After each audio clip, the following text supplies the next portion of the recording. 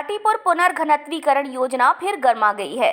ठाटीपुर, जहां इस योजना को अमली जामा पहनाया जाना है, वहां रहने वाले कर्मचारी मुश्किल में हैं, क्योंकि उनसे शासकीय आवास खाली कराए जा रहे हैं। जबकि तय ये हुआ था कि प्रभावित कर्मचारियों के रहने की वैकल्पिक व्यवस्था किए जाने के बाद ही उनसे शासकीय आवास खाली कराए जाएंगे।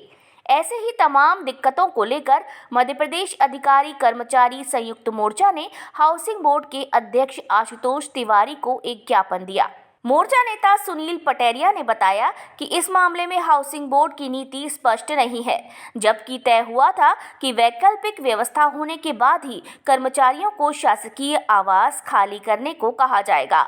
उन्होंने कहा कि बोर्ड द्वारा थाना क्षेत्र में आवास दिए जाने की बात कही जा रही है, लेकिन ये व्यवहारिक रूप से संभव नहीं है। कोरोना ने भी अपने पैर पसारने शुरू कर दिए हैं। टाटीपुर पुनर्घनत्वी योजना न्यू टाउनशिप बना रही है हाउसिंग बोर्ड। उस संदर्भ में जो हमारे शासकीय अधिकारी एवं कर्मचारी निवासरत हैं, उनसे आवास रिक्त कराए जा रहे हैं और योजना को बनाने के लिए पहले फेज में 78 मकान खाली कराए जा रहे हैं। तो हमने माननीय अध्यक्ष जी से कहा कि 78 नहीं है, 800 परिवार रहते हैं। उन 800 परिवारों का भविष्य अंधकार में है। कोरोना की महामारी चल रही है, इस समय हम कैसे मकान खाली करें, और दूसरी हमारी कोई आवश्यक व्यवस्था नहीं हो रही।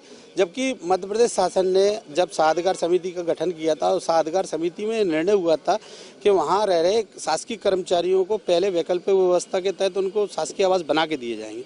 इसके बाद वो भी कोई उसके बारे में कोई बात नहीं हो रही, और आगे की जो पुनर्वास की कोई वैकल्पिक व्यवस्था कर भी रहा है शासन, तो उसके बारे में स्पष्ट दिशा निर्देश नहीं। कभी कहते हैं कि किराए का मकान ले लो, त्रिपक्षीय अनुबंध कर लो, जो कि शासन के नियम के विपरीत है।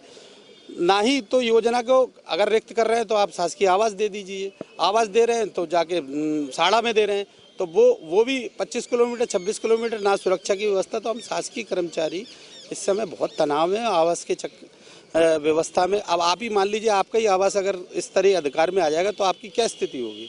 तो वहाँ 800 परिवारों की स्थिति बहुत ज़्यादा नाजुक है, और मैंने माननीय अध्यक्ष जी आए, उनको मैंने उस संज्ञान में डाला।